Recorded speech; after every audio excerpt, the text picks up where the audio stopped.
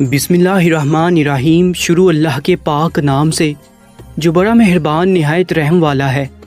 دوستو، آپ اس وقت موجود ہیں اردو میڈیکلز پر۔ اس بار جب محرم کا مہینہ آیا تو میں گھر گیا۔ میرے ایک دوست نے کہا آؤ قبرستان چلیں۔ میں نے کہا تمہیں پتہ تو ہے کہ میں ان دنوں قبرستان نہیں جاتا۔ میں تو عید کے دن قبرستان جاتا ہوں اور عید کی نماز پڑھ کر پوری فیملی کے ساتھ قبرستان جایا کرتا ہوں۔ فاتح خوانی بھی وہاں کرتے ہیں اور گلاب کی پتیاں بھی قبروں پہ ڈال آتے ہیں۔ مگر پھر اس نے بہت ضد کی تو میں اس کے ساتھ قبرستان چلا گیا۔ وہاں جا کر میری حیرت کی انتہا نہ رہی۔ ہمارے گاؤں کا جو قبرستان ہے وہ 10-12 دیہات کے درمیان ہے، اسی لیے وہ بہت بڑا ہے۔ وہاں جا کر خوشی اس بات کی ہوئی کہ لوگ اپنے پیاروں کو یاد کر کے ان کے لیے فاتح خوانی کرنے آئے ہیں۔ وہ ان کے لیے مغفرت کی دعائیں کرتے تھے۔ خیر، قبرستان میں فاتح خوانی کے بعد میں اور میرے دوست واپس آنے لگے تو میں نے دیکھا ایک بہت بڑی بلیک شیشوں والی گاڑی آئی۔ اس میں سے چند آدمی نکلے، وہ اسلحے سے لیس تھے۔ ان کے پاس بندوقیں تھیں، پستولیں تھیں اور وہ کسی اہم شخصیت کی گاڑی تھی۔ سب لوگ ان کی طرف چلنے لگے۔ گارڈ کے بعد ایک خوبصورت نوجوان گاڑی سے نکلا۔ وہ دکھنے میں بڑا حسین تھا مگر پاؤں میں زنجیر تھی۔ اس کے ہاتھ پاؤں میں زنجیریں دیکھ کر میں سمجھ نہ پایا کہ یہ کیا ماجرا ہے۔ اس شخص کو جب گاڑی سے نیچے اتارا تو وہ اونچا اونچا رونے لگا اور دیوانوں کی طرح اونچی اونچی بیان کرنے لگا۔ وہاں قبرستان پر سبھی لوگ جمع ہو گئے۔ اس کی دیوانوں والی حالت دیکھ کر سبھی لوگ دکھی تھے۔ پھر اس گاڑی سے ایک بوڑھی عورت نکلی۔ وہ اس دیوانے شخص کو پکڑنے کی کوشش کر رہی تھی۔ وہ لوگ اسے پکڑ لیتے تو وہ سب سے ہاتھ چھڑا کر بھاگ جاتا اور ایک قبر کے پاس آ کر اسے لپٹ جاتا، مٹی باہوں میں لے لیتا اور کبھی اپنے چہرے پر ڈالتا، کبھی مٹی کو اٹھا کر چومنے لگتا۔ لوگ یہ منظر دیکھ کر حیران و پریشان ہو گئے۔ میرے ذہن میں طرح طرح کے سوالات جنم لے رہے تھے، مثلاً یہ کون ہے؟ کیا گاڑی ان کی ہے؟ اور جو ساتھ بوڑھی عورت ہے یہ کون ہے؟ یہ کیوں قبر کو دیوانوں کی طرح چومتا ہے؟ اس کی یہ حالت کیوں ہے؟ اگر یہ پاگل ہے تو اسے کیسے پتا ہے کہ اسی قبر پر آنا ہے؟ ورنہ قبریں تو ہزاروں ہیں، یہ ان کی طرف کیوں نہیں جاتا؟ اس کے ہاتھ پاؤں میں زنجیریں وغیرہ کیوں ہیں؟ میں واپس آیا۔ میں نے اس شخص سے پوچھا یہ قبر کس کی ہے اور آپ کون ہیں؟ آپ کا اس سے کیا رشتہ ہے؟ اس نے ایک ٹھنڈی آہ بھری اور حسرت بڑی نگاہوں سے میری طرف دیکھا اور آنسوؤں کی ایک برسات اس کی آنکھوں سے جھلک پڑی، اور پھر اس نے بتایا کہ یہ بدنصیب بیٹی کی قبر ہے، اور جو نوجوان کچھ دیر پہلے زنجیروں میں جکڑا ہوا آیا تھا اس کا نام سجاد ہے، اور وہ سب اس کے باپ کے ملازم ہیں۔ اس کے والد اسرار صاحب ایک بااثر ایک بڑے سیاسی شخصیت ہیں۔ وہ اس علاقے کے بڑے ذمہ دار ہیں۔ ان کی زمینیں اتنی ہیں کہ نہ جانے کتنے لوگ ان کے مزارے ہیں۔ ساتھ میں جو بوڑھی عورت تھی اس کا نام پاکیزہ تھا اور وہ ان کی بیوی ہے، وہ سجاد کی ماں ہے۔ اور جو عورت مجھے یہ کہانی سنا رہی تھی اس کا نام آسیہ تھا۔ اس نے بتایا کہ میں ان کے گھر کا کھانا پکاتی تھی، گھر کے کچھ اور کام بھی کرتی تھی۔ میرا شوہر واحد علی اسرار صاحب کے ہاں ملازم تھا۔ شوہر زمینوں پر کام کرتا تھا، پورے گھر کے کام بہت ہوتے تھے۔ میں کام کر کے تھک جاتی اور تھکن سے چور ہو جاتی۔ اس کے بدلے میں مجھے 2 وقت کی روٹی ملتی اور کبھی کبھی عید پر ان کے پرانے کپڑے بھی مل جاتے۔ ہمارا ایک کچا مکان تھا۔ جب شام کو میں اور میرا شوہر اکٹھے ہوتے تو سوچتے کہ کب تک ہم غربت اور افلاس کی زندگی جئیں گے۔ آخر ہماری بیٹی بڑی ہو رہی ہے، کیا یہ بڑی ہو کر اسی قدر غلامی اور افلاس کی بلندیوں میں زندگی گزارے گی؟ لیکن خیر، ہمارے پاس اور کوئی راستہ بھی نہیں تھا۔ اور اسرار صاحب تو ویسے بھی ایک اچھے انسان تھے، ان کی بیوی بھی بہت اچھی تھی۔ اسرار صاحب نے اپنے بیٹے کو شہر میں تعلیم کے لیے بھیج دیا۔ وہ چاہتا تھا اس کا بیٹا اعلیٰ تعلیم یافتہ ہو، تو وہ کبھی کبھی شہر سے گاؤں آتا، زمینوں پر بھی چکر لگاتا۔ ان کو شکار کا بہت شوق تھا۔ میری بیٹی شازو اب جوان ہو چکی تھی اور گاؤں میں ایک سکول میں بڑی مشکل سے میٹرک تک تعلیم حاصل کر کے اس نے گھر کے کام سنبھال لیے تھے۔ کبھی کبھی یہ میرے ساتھ اسرار صاحب کی حویلی بھی جاتی، میرے ساتھ کاموں میں ہاتھ بٹاتی۔ سجاد صاحب ایک دن شکار کرتے ہوئے گھر آئے، انہیں پیاس لگی تھی۔ وہ ہمارے گھر پانی مانگنے آئے۔ گھر میں صرف شازو ہی تھی۔ شازو نے سجاد کو پانی دیا، اس سے پوچھا تم کون ہو؟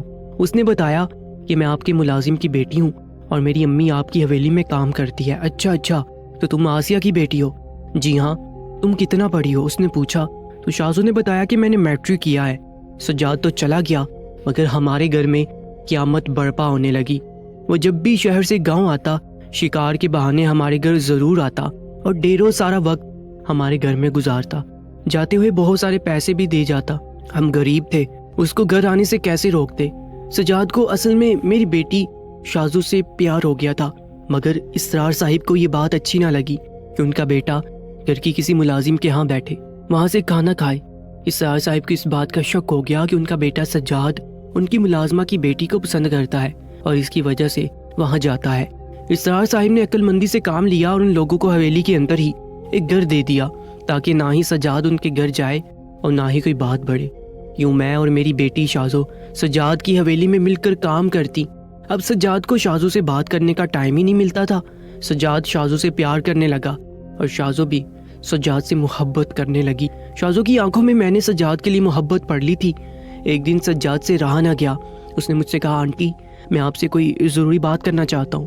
میں نے کہا جی بیٹا بولو۔ سجاد نے کہا آنٹی سچ تو یہ آپ کی بیٹی شازو سے محبت کرتا ہوں اور میں اس کے بغیر جی نہیں سکتا۔ وہ میری زندگی ہے، میری بندگی ہے، میری چاہت ہے، میں اس سے شادی کرنا چاہتا ہوں۔ آپ میری مدد کریں، میں آپ کے آگے ہاتھ جوڑتا ہوں۔ سجاد کی باتیں سن کر میرے تو قدموں تلے سے زمین نکل گئی کہ یہ کیسے ہو سکتا ہے؟ آسمان اور زمین کیسے مل سکتے ہیں؟ محمل میں تار کا پیوند کیسے لگ سکتا ہے؟ ایک دولت مند امیر زادہ نواب کا بیٹا ایک غریب گھرانے کی لڑکی سے کیسے محبت کرے گا؟ وہ کیسے شادی کرے گا؟ میں نے کہا بیٹا ہم آپ کے نوکر ہیں، آپ کی غلام ہیں، اب ایسا کیسے ہو سکتا ہے؟ اگر آپ کے والدین کو پتہ چل گیا تو وہ ہمیں جیتے جی مار دیں گے۔ خدا را ہماری عزت کو نیلام نہ کریں اور ہمیں معاف کر دیں۔ سجاد چلا تو گیا مگر دل میں ایک قیامت برپا کر گیا۔ مجھے ڈر لگ رہا تھا اگر اسرار صاحب کو پتہ چل گیا تو وہ ہمیں زندہ درگور کر دیں گے۔ زندگی کس مقام پر لے آئی تھی، ایک طرف ہماری غربت تھی، دوسری طرف سے سجاد اور شازو کی محبت تھی۔ اور وہ دن بھی آ گیا جب سجاد نے اپنی امی ابو سے کہہ دیا کہ مجھے آنٹی آسیہ کی بیٹی شازو پسند ہے، میں اسے محبت کرتا ہوں، اس کے بغیر ایک پل نہیں رہنا چاہتا۔ بس اس کا یہ کہنا تھا کہ حویلی میں قیامت آ گئی۔ اسرار صاحب نے کہا تم نے سوچا بھی کیسے ہے کہ ملازمہ کی بیٹی سے شادی کرو گے؟ ہم ایسا نہیں ہونے دیں گے۔ سجاد نے کہا اگر آپ میری شادی اس سے نہیں کروائیں گے تو میں خودکشی کر لوں گا۔ آخرکار بیٹے کی خوشی کے آگے انہیں بھی ہمت ہارنا ہی پڑی۔ اس دن سجاد بھی بہت خوش تھا، اسے اپنی محبت اپنی زندگی مل گئی تھی، مگر شاید یہ خوشیاں عارضی تھیں۔ اس کی شادی ہوئی نہ تھی کہ اسرار صاحب کی نظریں بدلنے لگی۔ نہ جانے وہ کیسے انسان تھے کہ اپنی بیٹی جیسی بہو کو بھی وہ پاکیزگی اور تقدس نہ دے سکے جو ان کی نگاہوں میں ہونا چاہیے تھا۔ مجھے اکثر لگتا کہ وہ اپنی بہو کو صحیح نظر سے نہیں دیکھتے، مگر پھر ان کی عمر اور بزرگی کا خیال کر کے چپ ہو جاتی کہ وہ مبادلہ ان کا دل ہی نہ دکھ جائے۔ مگر شاید یہ میری غلط فہمی تھی، انسان کی فطرت کبھی نہیں بدلتی۔ اسرار صاحب کے تو مزاج ہی بدل گئے۔ اب وہ کسی نہ کسی بہانے اپنے بیٹے کو ملک سے باہر بھیج دیتے یا پھر اسے دوسرے شہر رہنے کا کہتے، اور جب تنہائی کا موقع میسر آتا تو شازو کو اپنانے کی کوشش کرتے۔ مگر شازو اپنے شوہر سے بے پناہ محبت کرتی تھی، وہ اپنا کسی اور کو سونپنے سے پہلے مر جانا پسند کرتی تھی۔ بالآخر ایک دن یوں ہی ہوا، حویلی میں سبھی لوگ سو رہے تھے، صبح کا وقت تھا کہ اس کے دروازے پر ملازمہ نے دستک دی۔ اس نے دروازہ کھولا تو ملازمہ ڈری سہمی کھڑی تھی، جبکہ اس کے ساتھ ہی اسرار صاحب کھڑے تھے۔ ان کے تو تیور بدلے سے لگ رہے تھے، جنہیں دیکھتے ہی شازو کی جان نکل گئی اور پھر خود پامال ہونے کی بجائے اس نے اپنی جان قربان کرنا مناسب سمجھا۔ اس کی موت کی خبر کسی کو نہ ہوئی، لیکن جب سجاد شہر سے واپس آیا تو حویلی میں ہنگامہ کھڑا ہو گیا۔ ماں باپ تو رو دو کر چپ ہو گئے، مگر وہ خاموش بیٹھنے والا نہیں تھا۔ وہ باپ کے سامنے کھڑا ہو گیا، کہنے لگا سچ سچ بتا دو شازو کیسے مری، ورنہ میں خود کو گولی مار لوں گا۔ یہ سننا تھا کہ اسرار صاحب نے کچھ سچ اور کچھ جھوٹ اسے بتا دیا۔ باپ کے الفاظ سن کر اسے یقین نہیں ہو رہا تھا کہ باپ ایسے بھی ہوتے ہیں، مگر پھر بھی باپ کی عمر کا لحاظ کرتے ہوئے وہ چپ ہو گیا۔ اس نے فیصلہ کیا کہ باپ کی دوبارہ شکل بھی نہیں دیکھے گا۔ اس کی تو دنیا اجڑ چکی تھی، وہ چاہتا تھا وہ اب اس دنیا سے کوچ کر جائے۔ اس نے شراب پینا شروع کر دی۔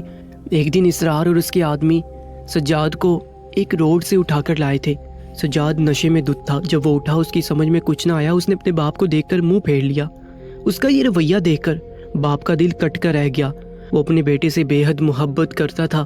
وہ الگ بات تھی کہ دوسروں کی زندگیاں برباد کرتے ہوئے وہ کسی کے بارے میں نہیں سوچتا تھا۔ اپنی جائیداد کے واحد وارث کو اجڑتے دیکھ کر اسرار صاحب کے دل کو بہت تکلیف ہوئی، یہاں تک کہ اس دل کی تکلیف نے ان کی جان ہی لے لی۔